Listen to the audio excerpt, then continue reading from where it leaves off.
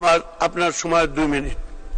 Speaker, মাননীয় speaker, আমার 71 বিধিতে জনগুরুত্বপূর্ণ বিষয় আলোচনার বিষয়বস্তু হচ্ছে পর্যাপ্ত পরিমাণের সাবমার্সিবল টিউবওয়েল আমার নির্বাচনী এলাকার দরিদ্র মানুষের জন্য, তাদের সুস্বাস্থ্যের জন্য প্রয়োজন।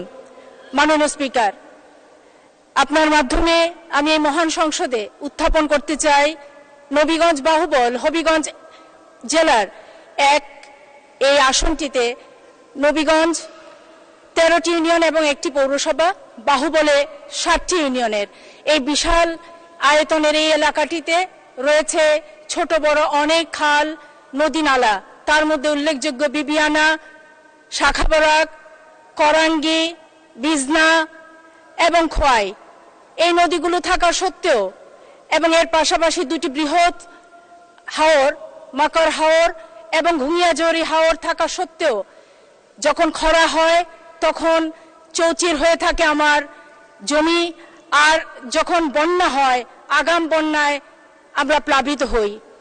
এবারও আমরা জানি যে এবার যে ঘূর্ণিঝড়টি হয়েছে, এই ঘূর্ণিঝড়ে যখন প্লাবিত হয়েছে বিভিন্ন অঞ্চল, রেমাল, আমার নবীগঞ্জে এবং বাহুবলের প্রত্যন্ত এলাকাগুলোতে বাঁধ ভেঙে আমার মানুষকে জলাবদ্ধতার সৃষ্টি করে কষ্টকর জীবনযাপনের বাধ্য করছে।